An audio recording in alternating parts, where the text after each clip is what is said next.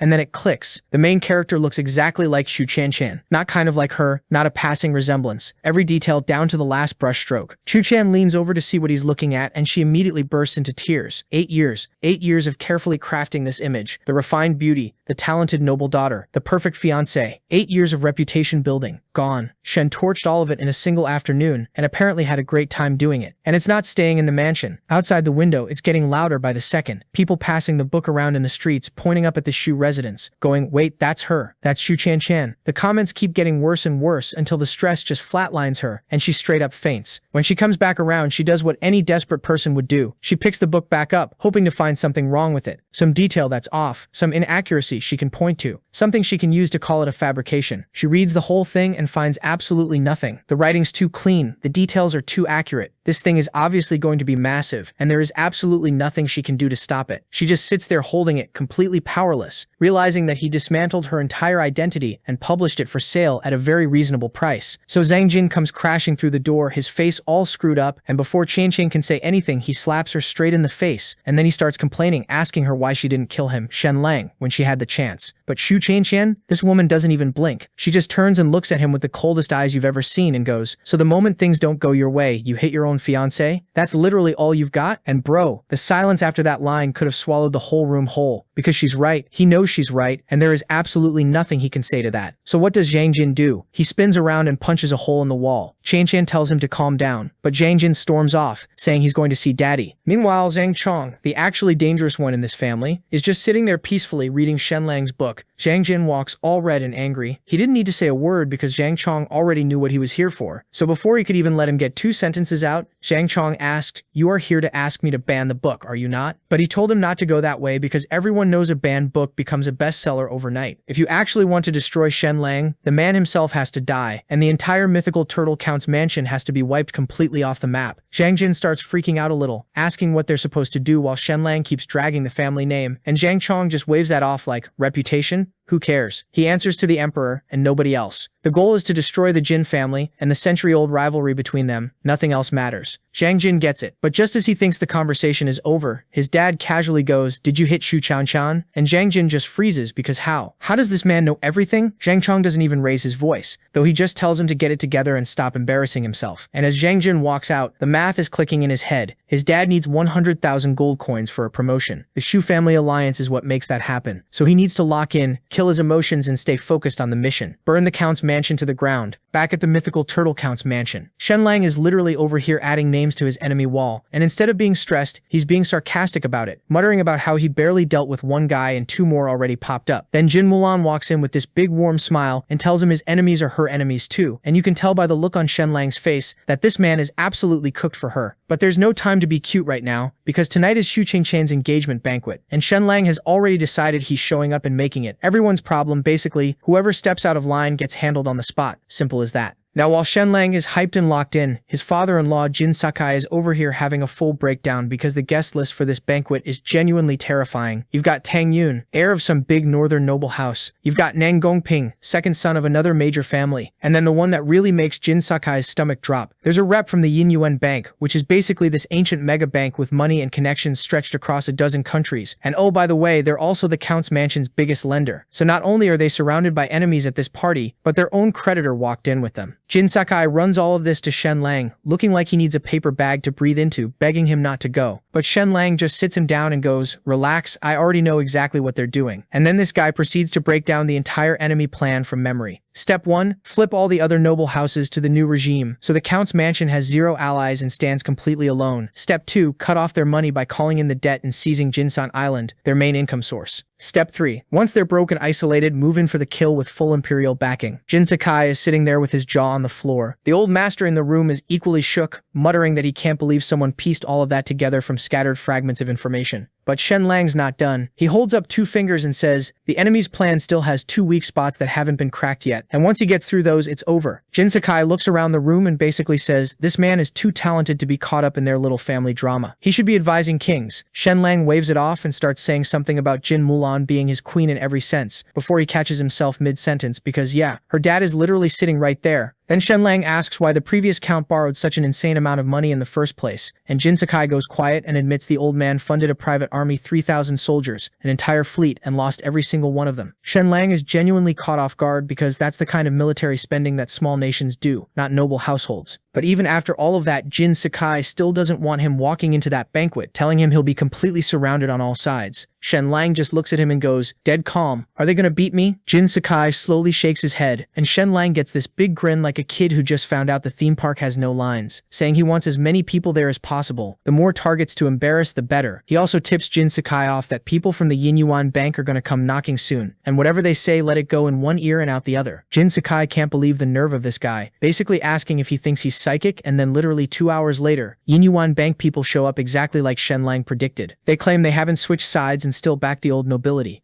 But after the warning, Jin Sakai doesn't believe a single syllable coming out of their mouths and does as Shen had told him. Meanwhile, over at the banquet hall, the engagement ceremony is going in full swing. The entrance is absolutely packed, and then Shenlang pulls up. The second he steps out of that carriage, the whole crowd just stops. Not just because he looks like he was carved out of trouble, but because a delicate hand follows his out of the carriage. And then Shen Molan steps down. Perfect posture, long legs, the kind of entrance that makes everyone forget what they were doing and who they came with. The two of them walk in arm, completely unbothered. And as Shenlang scans the room, he can already feel the hostility radiating from every corner. Good, that's exactly where he wants to be. They hadn't even taken 5 steps into this banquet before some random woman came speedwalking straight at Shenlang with this fake timid look on her face, and then just absolutely unloaded. She's telling the whole crowd that a few days ago in Orchid Mountain City, she and Shenlang were getting it in together, that he told her she was way better than his wife, and that he promised to make her his mistress. She didn't just stop there, she even called Jin Mulan a dead fish to her face. Now Jin Mulan is standing right there, and her eyes go sharp immediately because she knows her husband. But before anyone can react, this woman whips out a necklace with the character Lang carved on it and starts waving it around like evidence, claiming it's a love token he gave her. Seeing this, the crowd started cursing Shenlang, saying how he's an awful guy. But Shenlang doesn't care about that because his eyes are fixed on the necklace because he recognizes the lock, the thing that went missing at the U-Place place. But instead of getting mad or flustered, he just quietly pulls one of his guys aside and whispers something. Then he turns back to this woman, who's still running her mouth at full speed, and asks her completely deadpan, "Okay, so how much do I owe you for that night?" She holds up 5 fingers, 5 silver coins. This man pulls out 10 gold coins and hands them over enough to pay for like 390 clients. And she's so hyped about the money, she doesn't even register what he just implied. A few seconds later, his guy comes back with literally dozens of beggars in tow. Shenlang just casually gestures to the woman and tells them she's all theirs. The beggar's eyes light up like Christmas morning. The woman's face goes completely white. She tries to bolt. The Count's mansion soldiers cut off every exit, and Shenlang just calmly tells her, "Payment's been made, sweetheart. In business, you clear debts with goods." She breaks and starts screaming for the butler to come save her, full volume, yelling that she slandered Shenlang on his orders. The butler's face does about 15 different things in 2 seconds before he composes himself, straightens up, and goes, "I have absolutely no idea who this woman is. How dare she drag my name into this?" Then tries to casually stroll away. The woman panics and just dumps everything, how the butler recruited her, how he set the whole thing up, the full story, all of it. Shenlang looks at her and goes, "So we never actually slept together, right?" She nods frantically, throwing the butler so far under the bus you can't even see him anymore. The butler is sweating bullets now, but he puffs his chest out, tells Shenlang he has zero proof, there's nothing he can do, and turns around feeling real smug about himself. That's when Shenlang completely switches gears and starts doing this whole dramatic performance, grabs Jin Mulan's arm, puts on his best scared face and goes, "My love, there are so many terrible people here tonight. I'm genuinely frightened. Can we just go home?" And Zhang Jin immediately starts panicking, because if Shenlang walks out that door right now, his entire plan is cooked. So he rushes over with his fakest smile glued on and basically begs them to stay. Shenlang points straight at the butler and goes, "That guy tried to set me up. Break his legs and I'll stay." Zhang Jin, without blinking even once, orders his men to do exactly that. Not even the head of the Shu family could pump the brakes. They snapped into action instantly. But then Shenlang suddenly goes, "Wait, hold on," and picks up a wooden stick, looks Zhang Jin dead in the eyes. "I want to do it myself." He winds up, brings it down hard, and then both the butler and Shenlang scream at the exact same time. The whole crowd is just standing there confused. Like, why is Shenlang screaming? Turns out he swung so hard he threw his own back out. He's standing there grimacing, calling for Jin Molan to come rub his back, while the butler is on the ground ready to lose his mind. Jin Molan walks over and starts working on his lower back, and within seconds he's perfectly fine, looking completely unbothered while the butler gets dragged away. Round 1 to Shenlang, and it wasn't even close. So the banquet gets going, and Shu Chen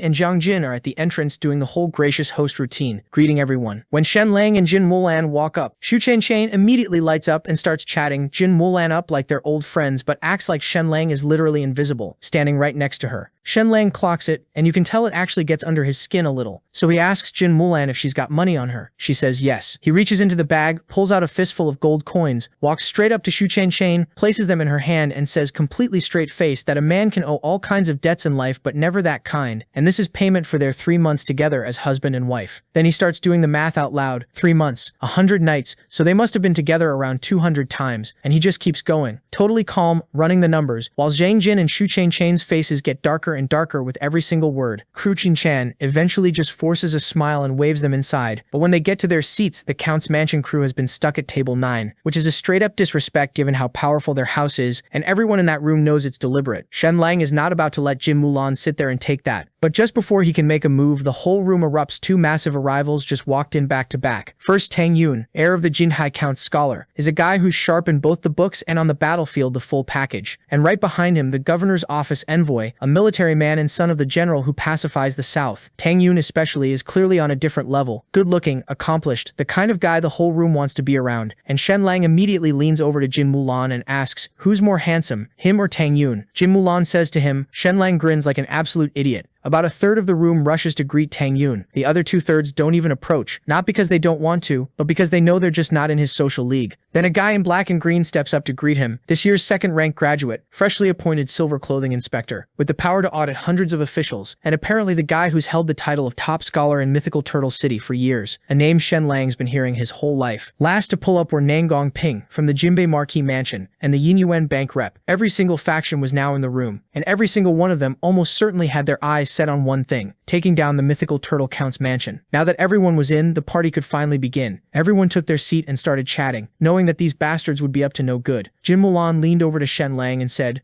so are we expecting round 2 tonight? Shen writes a name on the table, Wang Lian. Seeing that name, Mulan frowns for a second and then asks if he's going to attack them next, and she barely gets the words out before the doors slam open like someone kicked them off the hinges. Shenlang called it perfectly. Zhang Jin jumps up all smiles, going, Wang Lian, brother, you're late. That's 3 penalty cups, but this man is not here for the small talk. Wang Liu walks straight through the crowd, locks eyes on Jin Mulan, and starts his act. Have you forgotten 2 years ago, on a mid-autumn night, under the osmanthus tree, we pledged ourselves to each other for life. We swore under the moon to be husband and wife through every lifetime. I gave up the imperial examinations for you. I threw my entire future in the trash for you. And this is how you repay me? By marrying this worthless nobody. The whole banquet hall goes quiet. Jin Mulan looks genuinely blindsided for about half a second, and then the rage kicks in. She wanted to beat this bastard up. She's about to stand up and absolutely dismantle this man in front of everyone, when Shenlang rests his hand on her arm, telling her not to lose her composure, and telling her that he'll take care of him and anyone else who has disrespected her. Meanwhile, the whole crowd's buzzing, and our boy is unbothered. He pulls out pen and paper and starts writing. Jin Mulan peeks over and goes, what are you doing? He looks up with a smile and says, making a list of everyone who dares to tarnish your name tonight. Every single one of them is going to regret being born into this world. Meanwhile, Wang Lian gets dragged off by Zhang Jin, who throws one last smug look over his shoulder at Shenlang on his way out. You may have no shame, but we've already dragged your wife through the mud. What exactly are you going to do about it? Shenlang doesn't even look up, just keeps writing. Then he pauses at one name. Jin Mulan follows his gaze across the room to a face she recognizes. Isn't that the silver clothing inspector? Shenlang gives a small nod. He's the third wave, and when he moves, he'll be going for the kill.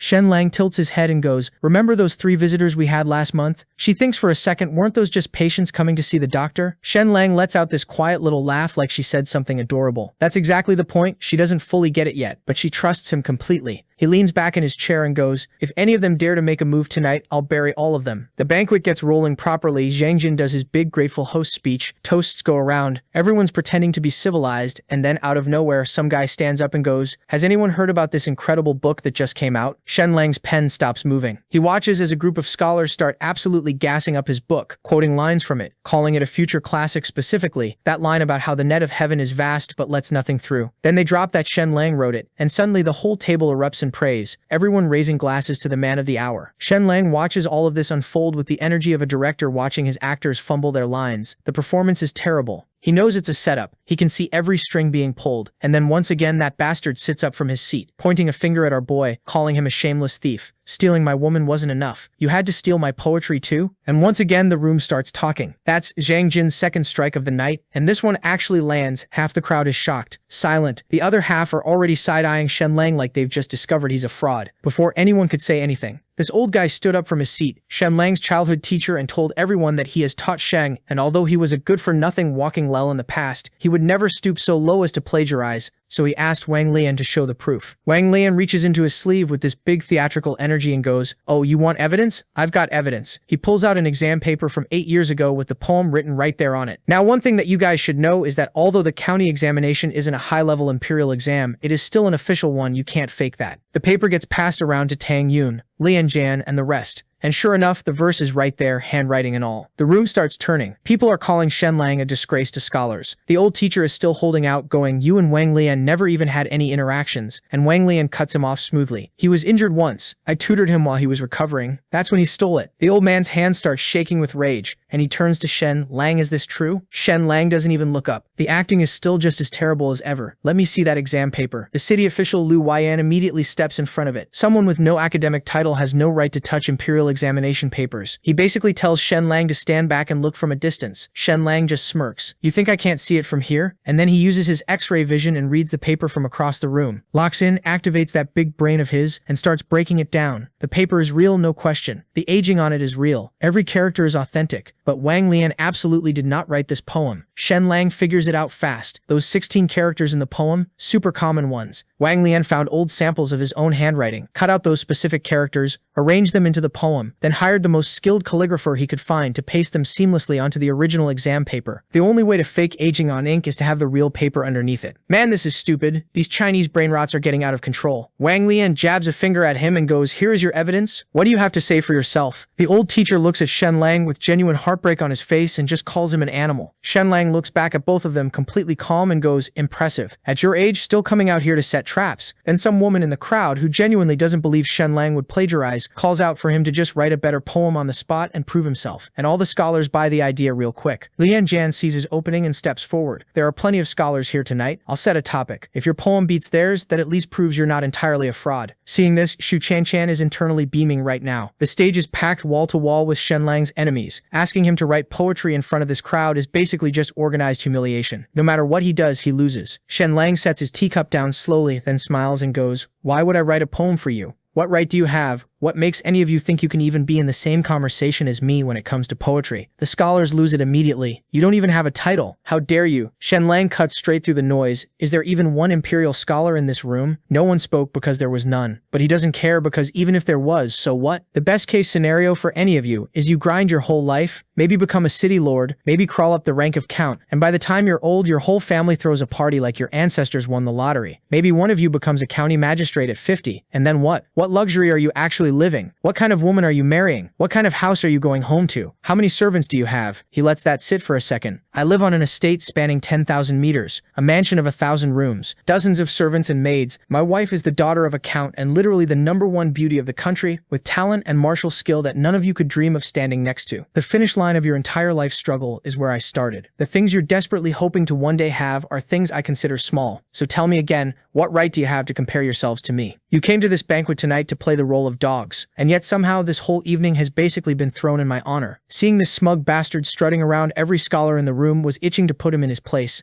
except none of them could argue with his logic. Infuriating. They were jealous, and honestly, rightfully so. One look at Jin Mulan's assets and you'd understand. I'd sell my grandmother, my liver, and my left shoe just to get within clapping distance of those cheeks. So Shenlang looks dead at Xu Chanchan and goes, you want me to prove myself? Are you serious right now? And he breaks it down. Look, back when I was a nobody, your family could have stomped out without a second thought. So he had to fight to clear my name with everything I had. That made sense. But now you want me to whip out a poem on command like some performing monkey? Get out of here with that. Now, while all this is going down, Wang Lin is sitting there absolutely losing it on the inside because this whole night was supposed to be his thing, his big moment, his victory lap. So he reaches for his wine to cope, and at that exact second, Jin Mulan, without so much as blinking, without making a sound, just casually flicks a pill into his cup. Nobody caught it. Nobody except Shenlang. He immediately clocks what just went down. That's the hallucinogenic stuff he cooked up earlier. Truth serum, basically. And Jin Mulan didn't go easy on the dose either. She put in enough to make sure this man physically cannot tell a single lie. Oh, and Wang Lin's already out here drowning his feelings in alcohol, which just makes the whole thing kick in faster and harder. This man just accidentally speedran his own destruction. So now Shenlang looks over at Wang Lin, who's still running his mouth, feeling himself riding this high of thinking he already won and just does nothing. Doesn't clap back, just nothing. Because in Shenlang's head, Wang Lin is already done. He's just a dead man who hasn't figured it out yet. The guy had the nerve to talk trash about his wife. There's a tab to settle, and Shenlang is a very patient man. Then Wang Lin mid-rant starts feeling it. Head gets foggy, the room starts looking off. Something is very wrong, but he can't put his finger on what. Shenlang smiles and goes, Wang Lin, you've been setting me up this whole time, haven't you? Dragging my name through the mud? And Wang Lin just cracks up laughing. Yeah, I have. I've been setting you up. The entire room goes dead silent. Nobody can even wrap their head around what they just heard. Shenlang keeps going. Did I steal your poem? And Wang Lin, grinning like an idiot, waves his hand. No. I never wrote that poem. Adding how he even thought the poem was short, but they were just way too good for him to come up with. Then Shenlang hits him with the big one. So who put you up to this? And Wang Lin just points. straight at the city lord. In front of everybody, Jang Jin immediately realizes the knight has gone completely off a cliff and signals his guys to drag Wang Lin out of there. But before anyone can move, Jin Mulan drops her sword on the table, steps in front of Wang Lin, and with the coldest look you've ever seen goes, "Let him finish." So Wang Lin, completely cooked and feeling untouchable, keeps going. And I mean, he keeps going, starts spilling about his affair with the city lord's own side piece, then starts roasting his bedroom struggles in front of the whole room. This man had zero chill left. The city lord is shaking with rage at this point, face probably 3 different shades of red. Then Shenlang picks up the exam paper and asks Wang Lin to walk him through exactly how his poem ended up on it. And Wang Lin, proud as hell, lays out the whole thing himself. Dug up his old handwriting samples, cut out the characters, hired some guy to stitch it all together, the whole operation. Then looks at Shenlang like, pretty smart, right? Bet you never would have figured it out. Shenlang, but why though? Why go through all of this? And here's where it gets genuinely interesting. Wang Lin's eyes go red and he just dumps everything. Jin Mulan was supposed to be his. The whole plan was to marry into the Count's family, wait for the old Count to kick the bucket, push Jin Mulan out of the picture and take everything. The whole estate, all of it. That was the dream. And Shenlang showing up and swooping Jin Mulan completely torched that plan, so here we are. And then, because apparently the potion said no secrets tonight, he just blurts out that Jang Jin has something nasty lined up for Shenlang. Something big. You're done soon. Then spins around to Jin Mulan in the same breath and goes, "After you ditch Shenlang, marry me." Now that this idiot has spilled his guts out, she turns and goes, "Does anyone have any questions?" After seeing his plan go down the drain, Jang Jin immediately goes into damage control mode. Meanwhile, Liu passes on his judgment, strips Wang Lin's title, slaps him with a 20 gold fine, and then turns to Shenlang all smooth. "Good enough?" Shenlang says yes, out loud. In his head, he's already planning something. Wang Lin is absolutely not going to enjoy 20 gold for all of that. Please, this bastard is going to hell for disrespecting my wife. Shenlang had already decided Wang Lin's ending was going to be very, very public and very, very humiliating. And right on cue, as Wang Lin gets walked out, a crew of men in black snatches him up. Shenlang turns back to the room and goes, "You guys wanted me to write a poem earlier. I didn't want to do it because I thought that none of you guys were any match for me." Seeing this, everyone is shocked. Did that cocky bastard become humble? But nope, because in the next breath he goes, "I still think that none of you guys come even close to me. Don't flatter yourself thinking this is a competition." Then our boy gets up, straight up ignores everyone, and looks straight at Yu Qian. "This one's for you." Pauses for a dramatic pause, and "I'll finish in 7 steps. Then he dropped the title. "No, honey." So Shenlang starts walking forward, all dramatic, reciting this poem, and sure, on the surface it sounds all refined and cultured. Sun and moon, crimson flow, your face bears a half smile. Very classy, very literary, except every single line is basically foreplay in calligraphy form, aimed directly at Shu Qian in a room full of people, while his wife is standing right there. This man looked at his ex, felt something stir, and thought, yes, now is the time, this is the venue, I will speak my truth. Shu Qian looks like she's 2 seconds away from blowing up. She can't believe this petty man is going this far. Zhang Jin crushed his wine cup with his bare hand. In his mind, he's doing math on exactly how many ways he can take Shenlang apart, and whether any of them are legally defensible. And Shenlang looks at Shu Qian and then looks at Zhang Jin. One wrong word from snapping, clocks both of them. Just goes,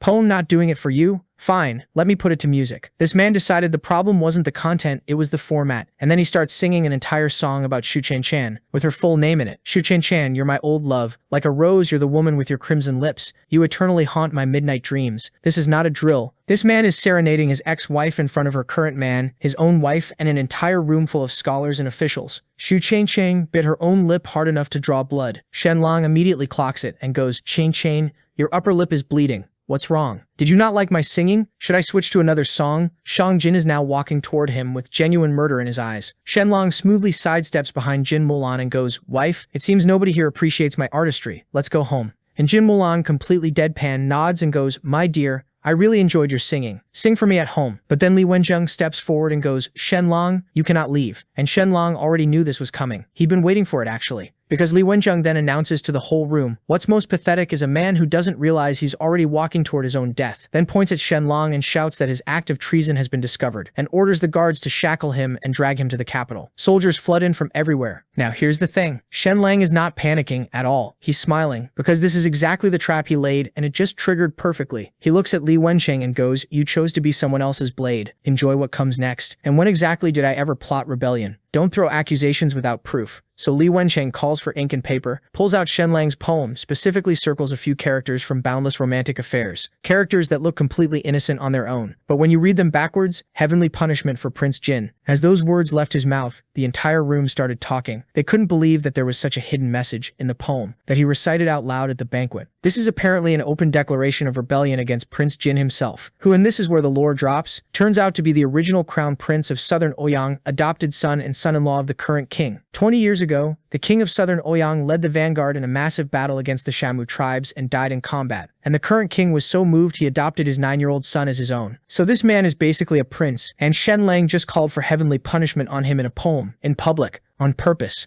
Apparently. Then Li Wensheng keeps stacking evidence, pulls out books. Shenlang, published in Orchid Mountain City, points out that a specific shade of red ink was used there but not in the copies from Mythical Turtle City. Intentional inconsistency. Another mark of conspiracy apparently. The crowd is fully cooked at this point. They're all but ready to sign Shenlang's execution papers themselves. Soldiers completely surround them. Jin Mulan draws her sword and steps in front of Shenlang without a word. Li Wensheng looks at her with this smug smile and goes, "Miss Jin, distancing yourself from Shenlang at this point might already be too late, but showing some stance is better than nothing. No? Unless of course you want to drag the entire Count's mansion down with him. But nah, she's loyal." And real quick before we continue, you need to understand why Li Wensheng is doing all of this. Same reason as every other guy in this city. He wanted Jin Mulan, and since the royal family bylaws cock-blocked him from making it official, he decided that if he couldn't have her, no one would. So Jin Mulan hits him with, "My husband and I are one, not your business. Goodbye," and Li Wensheng, absolutely not handling it, orders Shenlang arrested, at which point Jin Mulan slices a table completely in half and says, "Who dares?" And the answer from everyone in the room is a resounding "not me." Then Shenlang, coolly and with absolutely zero self-preservation instinct, asks Li Wensheng how close he is with Prince Jin, and this bastard, unable to resist a chance to brag, puffs up and starts telling everyone how he's had several days of private conversations with the man, and Shenlang just starts laughing and goes, "Several days of private conversation with Prince Jin? Wow, that's bold of you." Li Wensheng has no idea what's happening. "What do you mean bold? What are you implying about Prince Jin?" Shenlang doesn't answer, just goes, "The acrostic poem was intentional, by the way." Li Wensheng snaps and orders the soldiers to move in immediately, but no one is touching our boy on Jin Mulan's watch. She pulls out her sword, breaks the table in half and then point it towards the soldiers. So Li Wensheng pulls his inspector's token and calls in Zhang Jin and the city lord's full forces until they're drowning in soldiers, with the city lord literally handing Li Wensheng his command token, and Li Wensheng internally thinking there is absolutely no way she fights through hundreds of men. And then Shenlang gets quiet for a moment and thinks to himself how Li Wensheng is really a big idiot, because here's the thing, why would anyone bother changing specific words between two editions of the same book published just days apart, unless they wanted someone to find it? And the silence that follows is deafening, because the answer is the poem was a trap. Prince Jin of Southern Ouyang is the one actually plotting rebellion, and Li Wensheng, who has been sneaking off for cozy little private sessions with him for days, just waltzed into a room full of witnesses and handed everyone the confession on a silver platter, at which point the entire room looks like someone hit pause on reality, and Li Wensheng asks Shen if he's finally gone mad, because why would Prince Jin do that? He's the king's sworn son, married to Princess Ninglua. Why would he ever rebel? And Shenlang replies simply, because he tried to poison Princess Ninglua and failed, which accelerated his timeline considerably. And when Li Wensheng scrambles for one last exit, asking why no news has come out, Shenlang explains that the previous ruler of Southern Ouyang died in battle, while the Yue Kingdom's prince just watched, that Prince Jin was taken in by the king and handed a princess and treated like beloved family, but it was always a leash, they never trusted him, and Prince Jin knew it. He spent years quietly seducing every lever of power through public and private channels alike, and his final move was removing the one person standing in his way. And how do you know all this? Li Wensheng asks our boy. Shen told everyone what happened. So about a month ago, Princess Ningluo showed up quietly among a group of visitors, looking for treatment from a local doctor. The doctor couldn't figure it out. Shenlong stepped in, lead poisoning, untreatable by the standards of the era, but manageable with the right protocol. He got her stable, and the second she left, Shenlong sent spies to monitor Southern Ouyang's every movement, got the full picture, then went back and rewrote those specific words in the book to construct the acrostic. This man diagnosed a princess, cured her enough to buy time, used the information to predict a rebellion, constructed a hidden literary trap, and waited for someone stupid enough to spring it. But this idiot was still not ready to accept reality, and says this is all fake, and Shen is spreading rumors. Shenlong waves his hand. Prince Jin rebelled 4 days ago. News reaches Mythical Turtle City by tomorrow, the day after at the latest. We can just wait. So they waited. 8 p.m., 9 p.m., midnight. Shenlong is getting bored and starts poking at Li Wensheng again, just to pass the time. You know, for a scholar, you are remarkably dense. Zhang Jin hasn't even made a move yet, and here you are playing inspector. Your father really worked hard raising you for this. Li Wensheng is about to actually explode when the Count's mansion lackey comes running with the news. Next was Jin's lackey, and soon enough the city lord's lackey confirms it. And lastly, the Count's lackey walks in with the same news. Multiple sources, same news. It's real. Now that the news has been confirmed, our boy turns to Li Wensheng and goes, "Your little confession about those cozy private sessions with Prince Jin? Wrote it all down. Father-in-law is filing the full report. You can go ahead and sit with that. And Li Wenxing, who came into this evening expecting to win, collapses on the spot, foaming at the mouth, completely finished. At which point Shenlang turns to the rest of the room with his arms spread wide and says, "Anyone else?" But no one dared. He then strolls over to Zhang Jin, produces a special limited edition copy of Boundless Romantic Affairs, hands it over as an engagement gift, and adds almost gently, "Don't look down on her for being second-hand. She's a good girl. Cherish her." Which causes Xu Changchen to absolutely dissolve into tears, and somehow Zhang Jin holds himself together long enough to say, "Thank you for the gift, Brother Shen.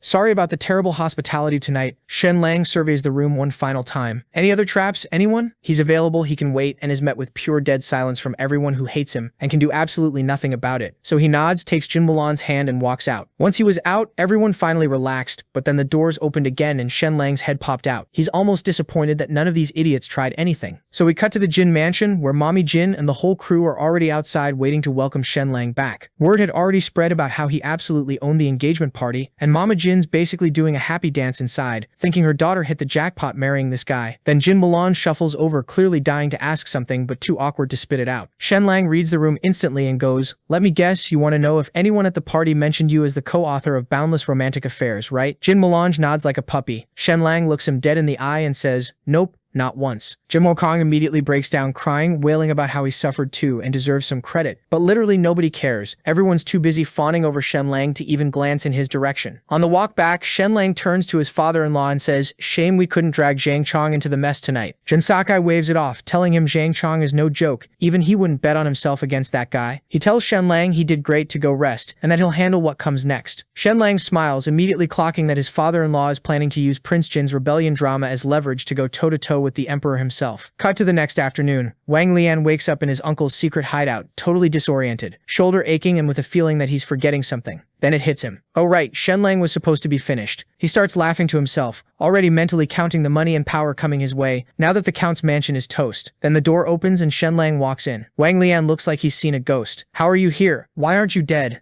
Shenlang just smiles and hits him with nobody who's ever crossed him, has walked away clean, and this guy didn't just mess with him, he went after his wife's reputation too. Originally Shenlang had a special death plan for him, but it seems fate had other ideas. Wang Lian has no idea what he's talking about, so Shenlang casually goes, "Hey, quick question, why is there a bite mark on your leg? Did a mad dog get you last night or something?" Wang Lian looks down at his calf and freezes. He bolts up to go find a doctor, totally ignoring the part about his shoulder being bitten too. But the second he steps outside, he's surrounded by soldiers from the Count's mansion. Shenlang leans in and asks him if he really doesn't remember what he said last night specifically, that he told the lord of the city that he'd been cuckolded. Wang Lian's stomach drops because yeah, he actually did say that. Shenlang shrugs and says, "Look, he wanted to kill this guy with his own hands, but on the way back, Wang Lian got mauled by a mad dog, and honestly, that's probably the universe handling it." Then he has the soldiers drag out those same two dogs and lets them loose again. Meanwhile, across town at the New River County Zhang Chong's mansion, Zhang Chong's son Zhang Jin is reporting back to his dad that the plan to take down Shenlang completely fell apart. But here's the thing, Zhang Chong had already figured out Shenlang's hidden poem in the writing, and his first reaction wasn't celebration, it was suspicion. Something felt too neat, too planned. So instead of making a move himself, he quietly handed the knife to someone else to do the dirty work, keeping his own hands clean. Even while processing the loss, Zhang Chong can't help but respect Shenlang.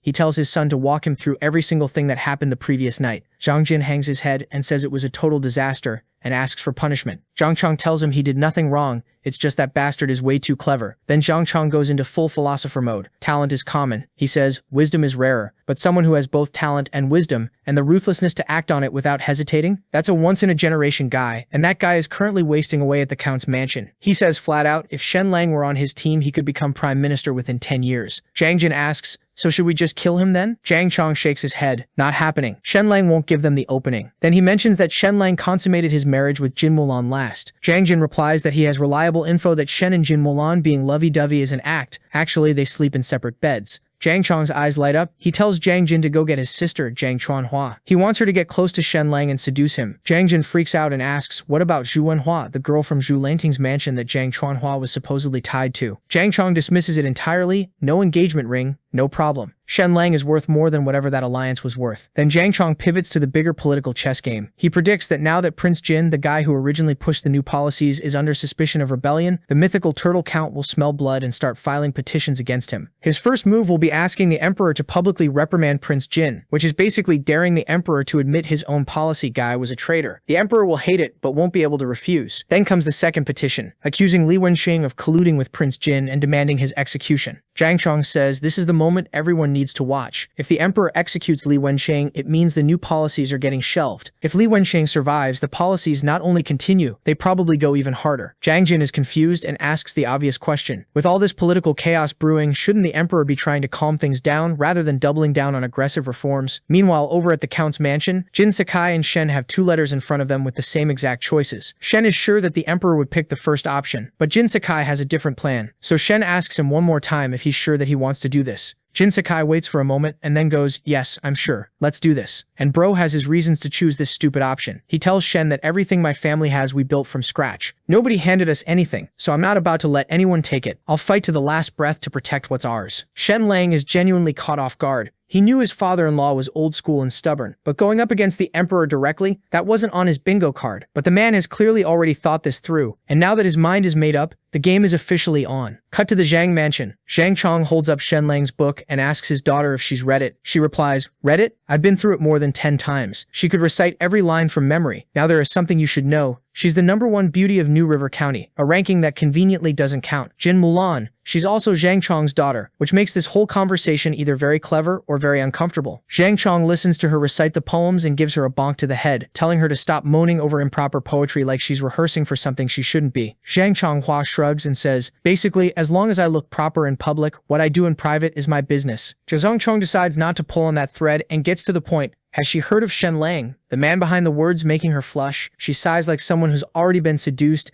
and says she's had feelings for him through his writing for ages. Zhang Chong nods and lays out the mission. Get close to Shenlang. Get very close if necessary. Pull him to their side. Oh, and one more thing. He and Jin Mulan haven't actually consummated their marriage yet. Zhang Chonghua's eyes light up like she's just been handed the keys to something. She basically says, "So I'm off the hook from that dull arrangement I was dreading, and I get to pursue a man I've already been fantasizing about? Don't say another word, I'm already halfway there." She's practically glowing. Zhang Chong tells her not to let a single opportunity slip through her fingers. Zhang Chonghua smiles slowly and tells him, "Dad, you're good at playing politics, but the art of persuasion, that's always been my strongest skill. I'll handle this one personally." Meanwhile, our boy was finally enjoying some well-deserved peace, which was its own kind of danger. Because an idle Shenlang with nothing to do and too much imagination is a hazard to everyone around him, and the two of them were busy enjoying each other's company in ways best left unspecified, when a servant knocked and ruined everything by announcing that Zhang Chonghua, Zhang Chong's daughter, had come for a visit. Shenlang's face went white on the spot, and when he spun around, he found Jin Mulan already wearing that slow, knowing smile that meant she was going to enjoy every second of his suffering, so he immediately launched into full damage control. "Baby, I swear I have never touched a Zhang Chunhua in my life. I don't even know what she looks like. I am completely and entirely." At which point Jin Mulan sweetly cut in to mention that she was only the #1 beauty of New River County, which Shenlang immediately dismissed as gossip, marketing, and total fiction, leaving Jin Mulan cautiously hopeful for half a second before he ruined it by declaring that his title of #1 most handsome man in the entire known world, now that was legitimate and hard-earned. Jin Mulan had no words. Shenlang, undeterred, smoothly pivoted to tell her that when a man has a wife whose waist alone is enough to make him lose his mind among considerably other things, what exactly would he be looking elsewhere for? Which sent Jin Mulan's face straight to scarlet, and before he could keep going, she pressed her hand over his mouth to shut him up, which backfired immediately when he turned it into an opportunity to kiss her palm, leaving her heart doing something embarrassing before she cleared her throat, composed herself, and said they should just go meet this so-called beauty already. And Shenlang, already 3 steps ahead, knew exactly what Zhang Chong was trying to pull with this little visit. He found it almost funny, like the man has Jin Mulan at home. What could possibly tempt him? Then he actually sees Zhang Chunhua, and his brain just quietly submits its resignation. Meanwhile, Zhang Chunhua sees him and suddenly becomes very aware of her own heartbeat, which is unprofessional of her but understandable. Meanwhile, Jin Mulan is already ready to commit violence. But then Zhang Chunhua grabs her hand, calls her sister, brings her perfume that smells like a seduction scene, and heaps so much praise on her it's basically a full-body massage, and Jin Mulan's still side-eyeing her so hard she can see her own spine. "Why are you here? Specifically to see my husband." And Zhang Chunhua just goes, "Oh, the servant misunderstood. I said both of you. Anyway, here's this incredibly sensual perfume. Enjoy. I love you.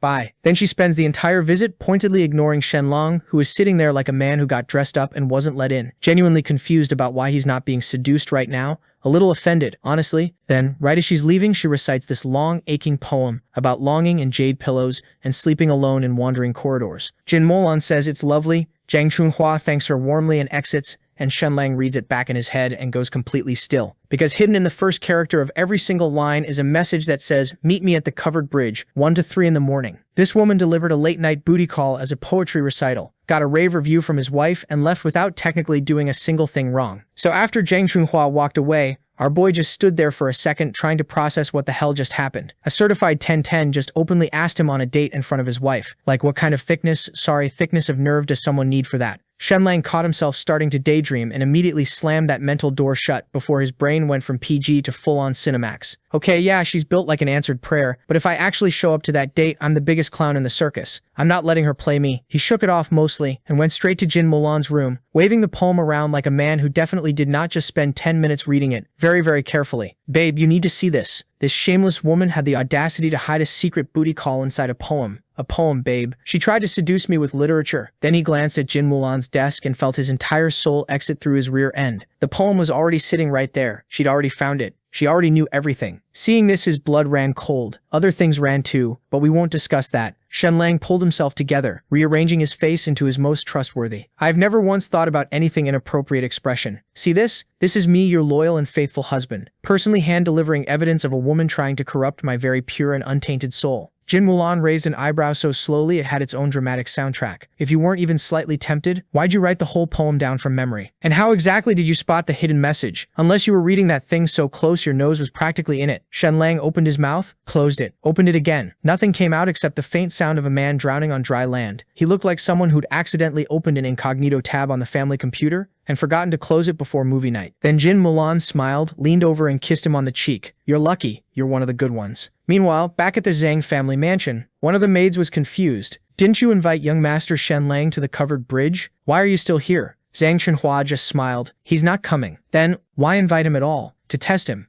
If he actually showed up, I'd have lost all respect for him. But I also wanted to make sure Jin Mulan knows someone's got her man in her sights. She smiled a little wider. I'm really hoping she's fuming right now. But honestly, Shenlang ended up getting something way better than a date with a fox spirit. Dasha woke up, and our boy nearly threw a party. Which, fair enough, the guy had been beaten to absolute hell, and somehow made a near-full recovery in under 2 weeks. Shenlang looked at him like he was watching something that shouldn't be medically possible. But there was one thing that needed to be fixed, so he cleared his throat and said, "This is the time we set some ground rules, and not calling me dum-dum is the first. It's young master from now on." Dasha blinked and went, "Okay, dum-dum." Shenlang stared at him and said, "Call me young master." Dasha smiled, nodded, and said, "Okay, dum-dum." Jin Mulan had to physically turn away to hide her laugh. She tried to help, slowly sounding it out from now on. "Call him young master." Dasha looked dead at Shenlang. "Got it. Young master, Jin Mulan." Shenlang wanted to flip a table. Was this guy fighting stupid on purpose? Now that the initial introductions were done, Dasha asked Shen about his parents. Jin Mulan told him that he doesn't have to worry about them.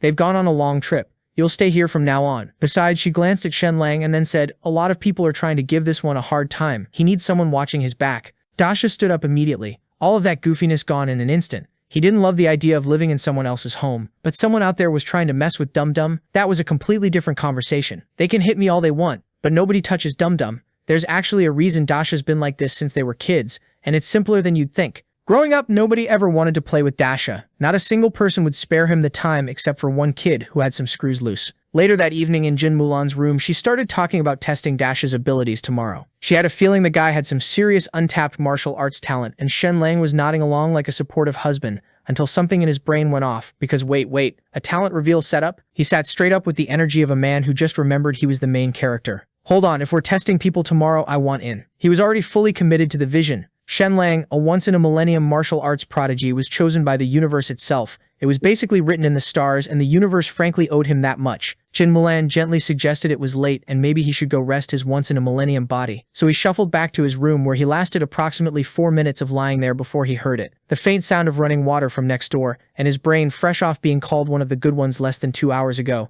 immediately started doing calculus. It had absolutely no business touching. He told himself no, he was a disciplined man. A faithful man, a man of character and integrity. Then he was scaling the courtyard wall with a book tucked under his arm as his legal alibi, just a normal man enjoying late-night literature under the moonlight. Nothing suspicious. Move along. Hauled himself to the top, peeked over, and immediately lost all structural integrity in his body from what he saw. Right as a loud imperial decree announcement ripped through the night air and scared him so bad he flinched, the book launched off the wall and hit the ground with a smack loud enough to disturb ancestors. Jin Mulan turned around, and they made full, unobstructed, devastating eye contact him, perched on a wall like a gargoyle with no book and no explanation, and her, taking in the complete and total picture of exactly what was happening, and neither of them said a single word for what felt like an eternity, until Jin Mulan simply turned around and walked calmly back to her room in total silence, which was somehow infinitely more annihilating than if she'd just screamed at him. So our boy Shenlang already knows something bad is headed his way, and honestly, he's trying to get out of there fast. He books it to the Count's mansion hall, where this eunuch from the capital is waiting for him,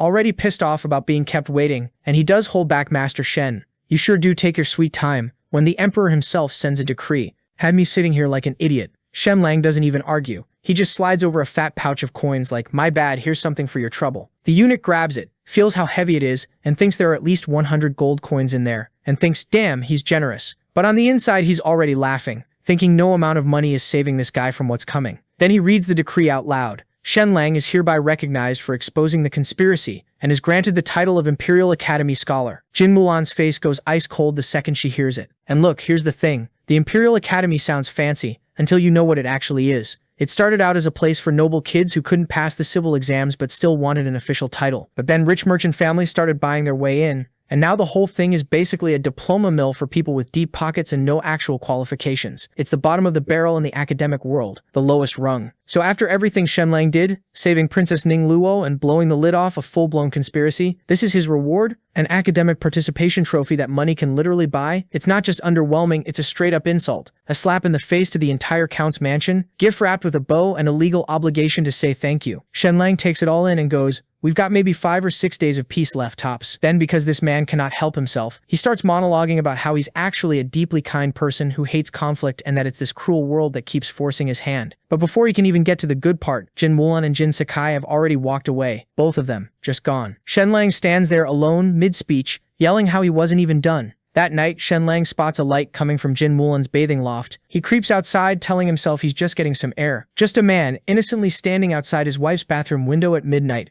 purely for respiratory reasons. And just as he positions himself for his completely innocent air-getting, slam, the window shuts right in his face. This man loses it. He doesn't sleep, he stares at the ceiling. He replays the window closing in slow motion. He builds an entire courtroom in his head and loses the case. The next morning he arrives at breakfast and sits down, stands back up, slams his hand on the table. He announces he's not eating. Then he turns to Jin Mulan and begins what can only be described as the most unhinged, passive-aggressive spiral in the history of marriage. Mulan, do you look down on me because of my background? No, of course. Is it because you think I'm a freeloader living off your family's wealth? Is it my lack of martial arts? My missing title? Do you find me unworthy? Unattractive? Undesirable? Do you simply feel nothing? Jin Mulan is stepping toward him the way you approach a raccoon that's gotten into something it shouldn't have. Trying to explain herself, she said, I really do like you. Did I say something wrong? Shenlang takes a breath, looks her dead in the eyes, and with the full weight of a man who has been wronged by the universe itself, then why did you close the window while you were bathing? Do you think I'm some kind of degenerate? I was simply outside, breathing, at night, near your window, like a normal husband.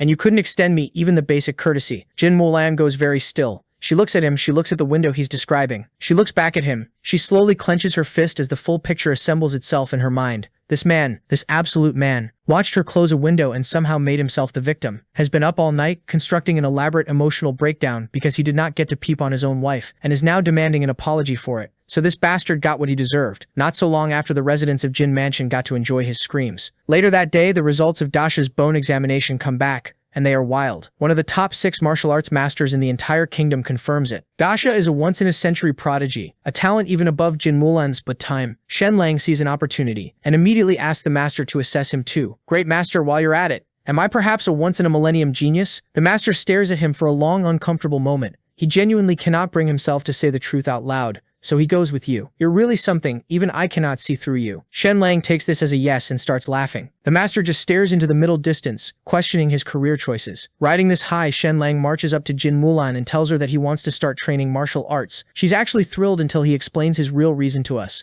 which is pure revenge. He's planning to get strong enough to pay her back 100 times over for every beating. To her face though, completely different story. My only goal in training is to protect my beloved wife and of course my dear in-laws. Jin Mulan melts a little. That's sweet. Do you have any specific goals in mind? Shenlang stares off dramatically into the distance. Just half an hour a day. Nothing extreme. Give me a year and I'll be able to defeat a certain very powerful enemy. So Jin Mulan turns all sweet and goes, Darling, am I the powerful enemy you've been losing sleep over? And our boy, our supposedly unreadable, once in 10,000 prodigy folds immediately. No, absolutely not. Where would you even get that idea? Then, desperate to salvage whatever dignity he has left, he starts talking himself up, unreadable to grandmasters. Generational talent. A living legend. He is currently horizontal on the ground. 1 hour of horse stance later, and this generational talent is spiritually departed. His soul has left. Jin Mulan looks over, bright-eyed and ready for round 2. And Shenlang has a sudden urgent, very important appointment somewhere that is not here. Martial arts can wait. He's a busy man. Meanwhile, over at the Zhang mansion, Inspector Li Wenjiang has been marinating in a prison cell for days,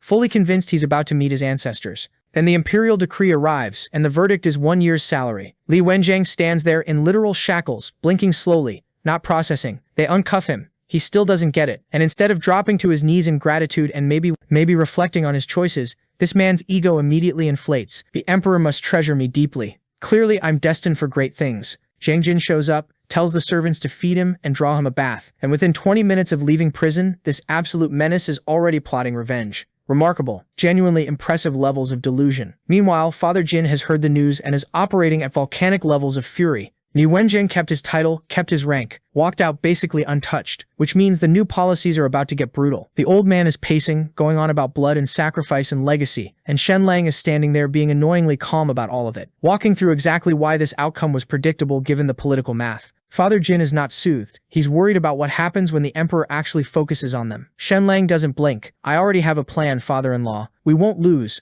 And tonight we put this rabid dog down for good. Just then the butler walks in with the news that Li Wenjiang is outside, with troops. Father Jin steps out and asks this man what the hell he thinks he's doing. Thinking to himself, this bastard just got out of prison and he's already back on his nonsense. Li Wenjiang says he's here to arrest Jin Mulan. Father Jin absolutely loses it. What crime could my daughter have possibly committed that requires this many soldiers? And Li Wenjiang, wearing the smuggest face ever assembled on a human head, delivers it. Death by collision. The crowd outside goes tense immediately. Everyone in this city loves the Jin family and they know it. So Li Wenjiang lays out his case. Jin Mulan's cavalry allegedly went galloping through the streets, injuring 13 civilians and killing 5, and he had the bodies and the wounded brought forward right there on the spot to prove it. Shenlang's internal monologue, "You ruthless bastard," because he clocks it instantly. Li Wenjiang staged the whole thing. He hurt civilians himself, then pinned it on the count's mansion. Jin Mulan steps forward and calmly asks where her cavalry actually is. Li Wenjiang smiles and says they've already been arrested, and once the governor signs off, every last one of them gets executed. Shenlang's eyes go cold. He knows this story doesn't add up, because he personally tried to provoke Jin Mulan's cavalry once before,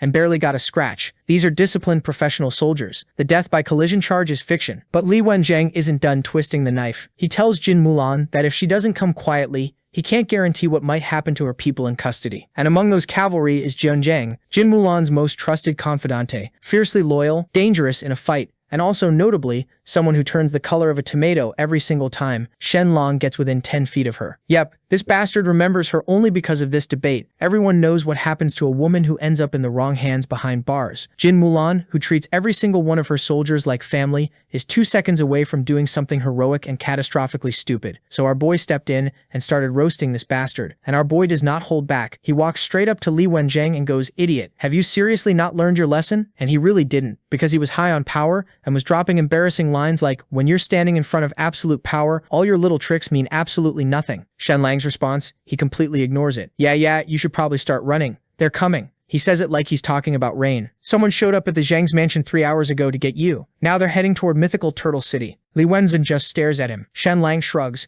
"You're cooked, brother. You won't see tomorrow's sunrise." Li Wenjiang actually laughs and goes on about how the emperor fined him a year's salary and then secretly sent his family three years worth, basically telling Shenlang he's untouchable. He turns away and orders his men to grab Jin Mulan. But before anything could happen, a group rides in, all black, everything, every face masked, and the whole crowd goes dead silent, because these guys are from the Blackwater platform, the emperor's personal death squad, answering to nobody except the throne. And as he sees them, Li Wenjiang's brain completely blue screens, but he shakes it off and walks toward them with a big smile, fully convinced they're here to back him up. The captain looks at him and says flatly, "Disperse your men," then turns to Count Jin and apologizes for the inconvenience. You literally watch the color leave Li Wenjiang's face, and then he turns and orders his men, "Take him," and Li Wenjiang just absolutely loses it, screaming about how the emperor pardoned him, and this is unjust, nobody's even looking at him. The soldiers grab him and start dragging him away. Now here's where it gets good, because none of this was an accident. Shenlang had been cooking up this plan for half a month. He dug into Li Wenjiang's whole deal and found exactly what he needed. Turns out this man, for all his big talk about power and prestige, was catastrophically, embarrassingly down bad for a famous courtesan named Ho Wan Wan. Blew a fortune on her, wrote her poetry, outspent every other guy throwing money at her, fully convinced he'd won her heart. She did not care about him at all. They spent an entire night in the same room, and nothing happened. And when he tried to see her again, she straight up refused. So enter Shenlang. After his poetry started making the rounds, Ho Wan Wan came to him personally, wanting a poem strictly business. She needed a performance slot at the Empress Dowager's birthday celebration. Shenlang heard that and immediately thought, perfect. He anonymously sold her the poem, When Will the Moon Be?, which was so good she won first place and locked down her palace slot. Then he designed her a stunning performance costume, the kind that makes an entire room forget how to breathe, and bribed a painter to make sure she looked impossibly radiant in the official celebration album. The emperor saw it, summoned her, and Ho Wan Wan, being Ho Wan Wan, had the man completely wrapped around her finger within days. Then, and this is the part that really finished, Li Wenjiang, the story of his poem for Ho Wan Wan reached the emperor's ears, with rumors going around that she actually favored him. The emperor did not take this well and ordered his place searched immediately. They found a portrait of Ho Wan Wan which was already bad, but then under his bed they found a figurine stuck through with silver needles, carved with the crown prince's birth date. The emperor might have eventually let the Ho Wan Wan thing slide and even tried hiding this all from the court and from the public, but a curse ritual targeting the crown prince, yeah, that's the kind of thing people like to talk about. Soon the rumors spread and the emperor couldn't do anything. In the end, he had to go to the Blackwater platform. Cut back to the present, and this bastard was not being dragged away. Li Wenjiang locks eyes with Shenlang and screams, "What did you do? Tell me." And Shenlang just puts on the most innocent face imaginable. "Brother, I've literally been home the whole time with my wife. My back's been killing me. When would I even have the time?" Li Wenjiang screams the entire way out, yelling conspiracy, yelling it's illegal, and yelling the emperor pardoned him. The soldiers don't even glance at him, because the emperor already despised this man, and the emperor made sure Li Wenjiang had the worst trip of his life on the road to the capital. He was tortured a lot, and the second they arrived, they took his head. After Shenlang finished wrecking that inspector, he went home feeling all moody about how boring life gets when you're basically unbeatable. To kill time, he walked up to Jin Mulan and was like, "Hey, wanna guess a riddle?" Jin Mulan rolled her eyes. She knew his riddles were never actually about riddles, but when she saw his little sad puppy face, she caved. So Shenlang jumped on the chance and gave her this riddle about moonlight, a white crown, a kind wife, and two hearts connecting. Basically, he was low-key proposing and trying to be smooth about it.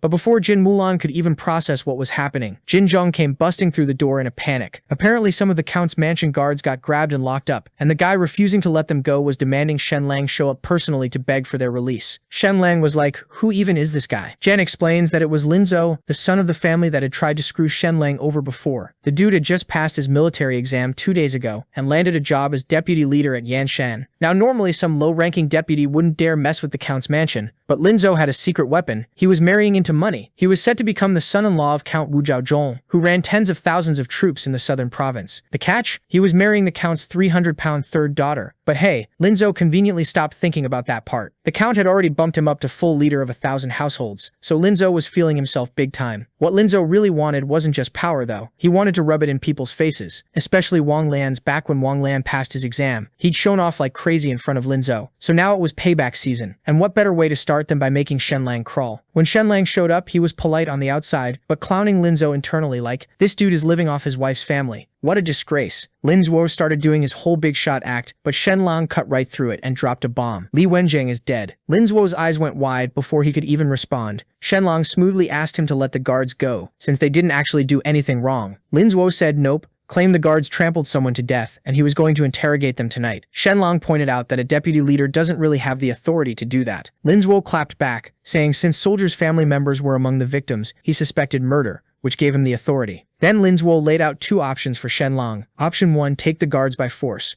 But that would look like rebellion, giving the king an excuse to come after the Count's mansion. Option 2, Shenlang publicly bows and apologizes to Linzhou. Because back when Linzhou's old man Tianheng died, Linzhou had to hide in the capital out of shame, and he never forgot that embarrassment. He wanted Shenlang to feel it too. Shenlang had already figured out his move though. He kept his cool and said, "Alright, give me till tomorrow. Let me think about it." Linzhou agreed, thinking Shenlang was stuck with no way out, and already imagining the humiliation. Walking away, Shenlang put the pieces together. The king Count of Jinggan and the Count's mansion's old enemy, so he suspected that these bastards are teaming up against him. An ambush from every angle, but Shenlang, totally unbothered. He already knew exactly how to handle it. Meanwhile, across town, Wang Lan, the guy Linzhou had been missing so much, was actually still alive. Shenlang hadn't let him get torn apart, but the rabies was making him miserable. The only thing keeping him going was Shenlang's painkillers. So when Wang Lan saw Shenlang, he ran to him, not to fight, but to beg for the meds. All that hate he used to have for Shenlang, gone, completely gone. Shenlang said, "Sure, you can have the painkillers, but do me one favor first." Wang Lan immediately said yes without even asking what it was. Shenlang smiled and said, "Your buddy Linzhou is back in town and dying to see you. Go give him a surprise, get a little drunk tonight, and if you happen to bite him on the neck and pass out together, well, that's just what happens when old friends reunite, right? Cut to hours later, and now we are in front of Lin Zhu's room. Shen is filling in the details of his plan for Wang Lan and reminding him that he's free to walk away, but if he does, he won't get the painkillers. Meanwhile, Lin Zhu was with his dad, and his dad was tense because this idiot was messing with the wrong guy, but he told him to relax, saying, the Lin family's about to make it big. Don't even stress about Shenlang. I got it handled. His dad believed every word, proud as ever. They were heading back inside when suddenly there was a commotion at the gate. A servant ran up saying some guy claiming to be Lin Zhu's close friend was trying to force his way in. Lin Zhu heard Wang Lan yelling and immediately said, let him through. This was exactly what he needed to make his big comeback feel complete. When he saw Wang Lan looking like a total mess, Lin Zhu felt amazing. This dude used to show off in front of him constantly. So Lin Zhu put on his concerned friend act, helped him up, and was like, bro, what happened to you?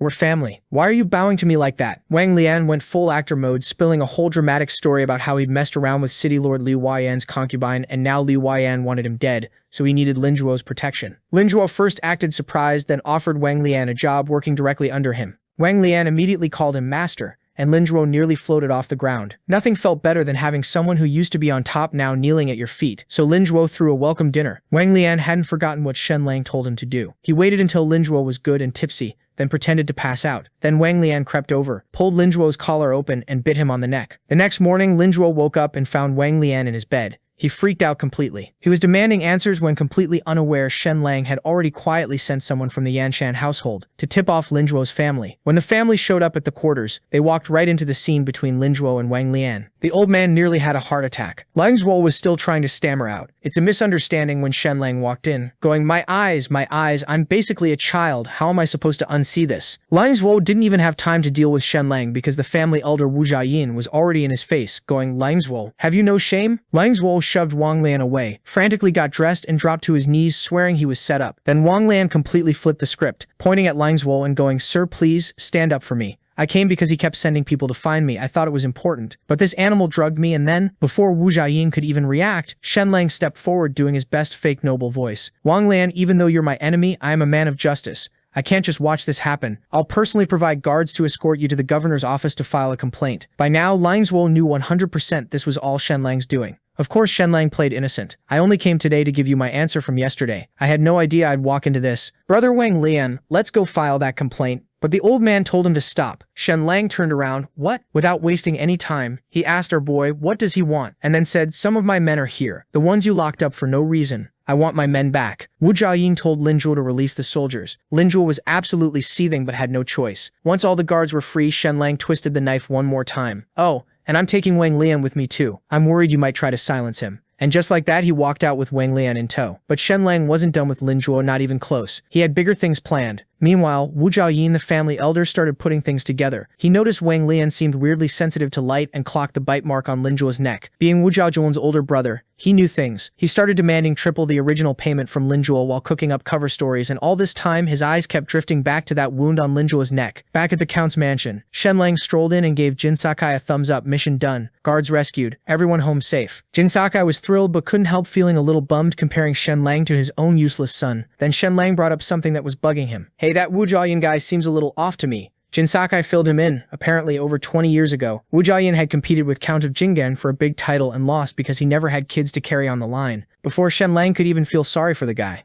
the butler rushed in. Sir, there are villagers and village elders outside asking to see you. Shenlang sighed. Who's causing trouble now? And went out to see what was going on. Turns out it was a huge problem. The silkworm cocoon harvest had been massive this year, but not a single merchant in the entire city would buy them. And this wasn't just annoying, it was a crisis. Out of 100,000 farmers on the estate, 70,000 of them depended on silk farming to survive. No buyers meant no income for those 70,000 people. And on top of that, a quarter of the Count's mansion's yearly revenue came from taxing cocoon sales, so the whole estate's finances were about to collapse. Making things worse, cocoons don't last long. If they're not processed in time, moths hatch from the inside and destroy everything. The villagers explained the Shu family and the Lin family had both refused to buy. Even the silk merchants from other counties who showed up every single year were nowhere to be seen. And as a little extra twist of the knife, the Shu family head and his daughter said if anyone was going to negotiate with them, it had to be Shenlang himself coming to their door. Shenlang immediately recognized it as a setup, but he kept his cool and told the villagers, "Don't worry, I'll handle it." Then under his breath, "These people really don't value their lives, do they?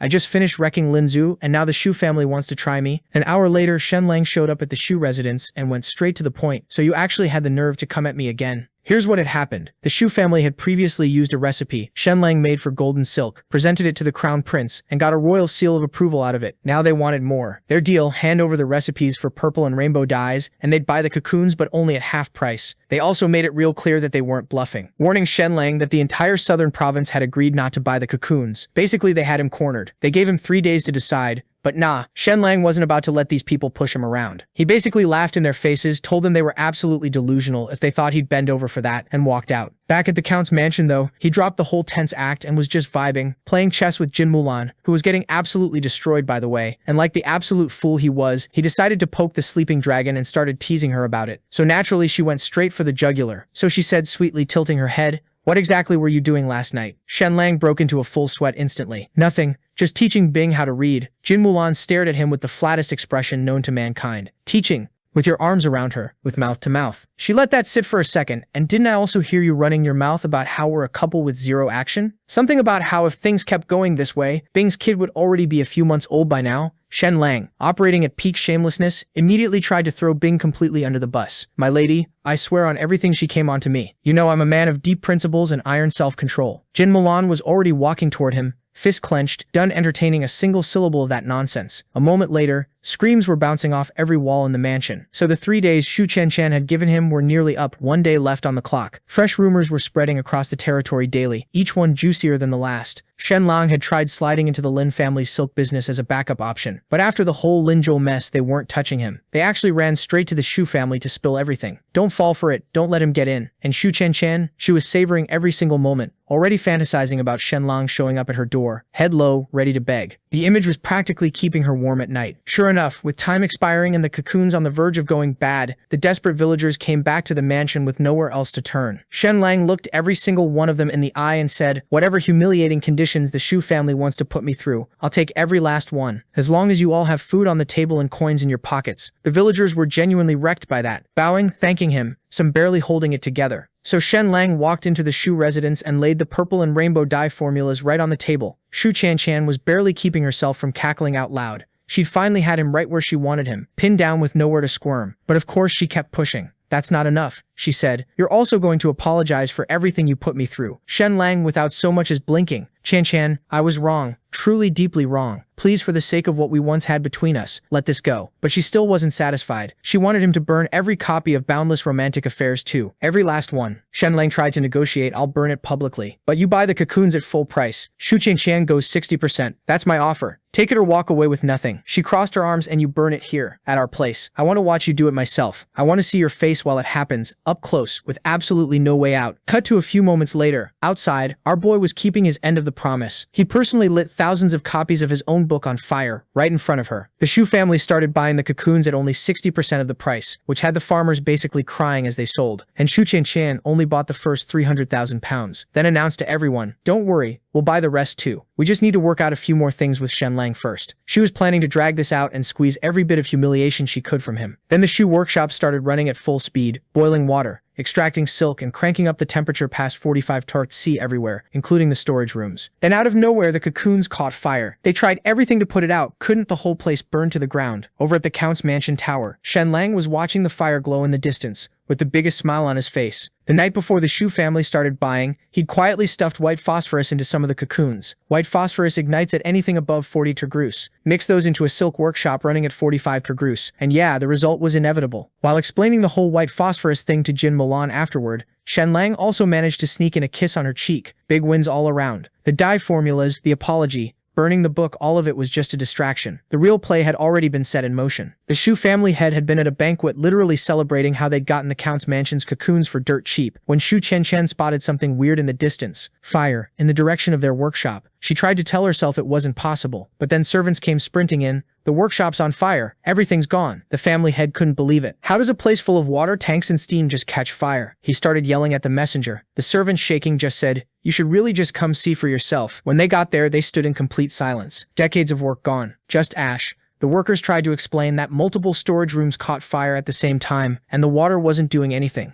The family had lost it and immediately blamed Shenlang, demanding Lu Huayan take guards and go arrest him. Lu Huayan flatly refused. "Where's your proof?" And that's when the Shu family head truly felt how dangerous Shenlang really was. He started ranting about how he had the provincial offices and the governor behind him, plus the prince's calligraphy seal. Shu Chan had to pull her dad back. "Dad, this isn't the time. We already took a big deposit from the Western region merchants. If we can't deliver, we're on the hook for compensation. Our reputation is everything right now." That snapped him out of it. The Lin family head conveniently showed up right then, offering their workshop for free with one condition. They all team up against Shenlang. But even with the Lin family's workshop secured, the Shu family had a much bigger problem. They'd gone on a buying spree this year and already snapped up nearly all the cocoons in the entire southern province. Now with their stockpile gone, the only place left to buy from to fulfill the Western merchant contract was the Count's mansion, Shenlang's place. The Count's mansion had exactly enough 3 million pounds to cover what they needed. In the most ironic twist possible, the Shu family now needed to come crawling to Shenlang. Meanwhile, Zhang Jin followed Zhang Chong's orders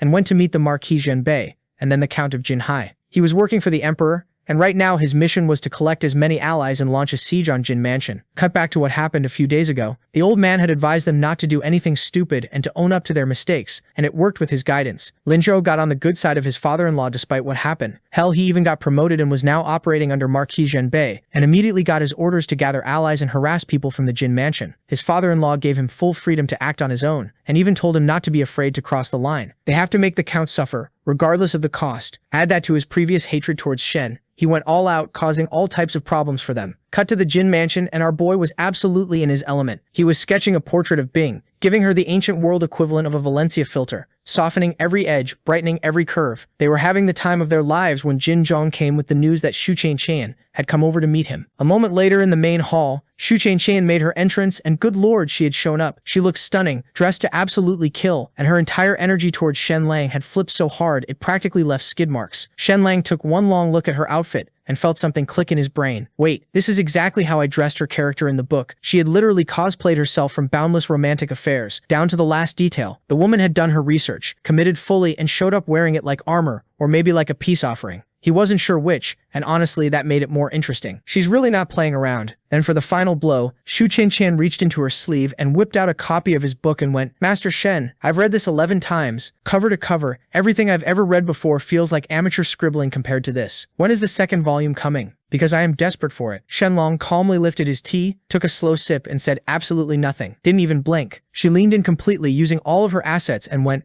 "Master Shen, even a single night together creates a bond between two people. I know I was wrong. Please, forgive me." Shenlong set his cup down and gestured to the seat across from him. Then he told her to drop the act and said, "I know exactly why you're here. You're not sorry. You need to pull your family out of the hole they're buried in and salvage what's left of your reputation before it's gone completely." He tilted his head slightly. "That's fine. I respect it. Business is business. Let's keep it that way." Shu Qian smiled and slid right into her pitch. 3 million pounds, 1.5 times the market price, and we'll buy all of you silk cocoons. Before she thought she was smart, but then our boy stopped her, lifted 3 fingers and said triple. She blinked, stared at him. "Triple? You want to drain every last drop out of us?" He shrugged and said, "If you don't buy, we'll build our own workshop." She scoffed. "You don't have a workshop. You don't have workers." Shenlang smiled slowly. "After your family goes under, we will. Your workers will just become ours." Shu Qian shot to her feet. "You're leaving us no way out?" She pivoted fast, dropping her warning on the table like a blade. A major siege on the Count's mansion was coming, and if he agreed to 1.5x, she'd personally make sure his parents and brother came through it untouched. But nah, it didn't affect Shen in the least, and he just showed her the door. She panicked and jumped to twice the price. Still no. Frustrated and out of moves, she ripped up the copy of his book she'd been holding, then finally said through gritted teeth, "Fine, triple. Take every last coin and choke on it." And folks, this wasn't an amount these guys could just afford to pay. The Shu family had to mortgage over a dozen of their shops, borrow 60,000 gold coins from a private money society, and scrape together everything they had left just to afford the 3 million. The farmers were beyond grateful. The Count's mansion cleared 188,000 gold coins in taxes alone. Everyone in the territory won except the Shu family, who were basically hollowed out. Meanwhile, that bastard Lin Zhu was attacking the Shu court and doing everything to cause trouble like his father-in-law told him to, but Jin Mulan wasn't having any of it. She was right there shutting down every single one of his little schemes before they could go anywhere. Dude was basically running into a wall every time. But this idiot wasn't the only problem the Count was facing, because Su Nan, a longtime ally of the Count, trusted inner circle and brother of Mommy Jin, had quietly switched sides and climbed into bed with the Emperor. Meanwhile, Zhang Chong, that snake, continued to stir trouble for Jin Sakai. Even right now, they were planning to like the video and help Mamoru to make juicy content and activate that cheeky little bell.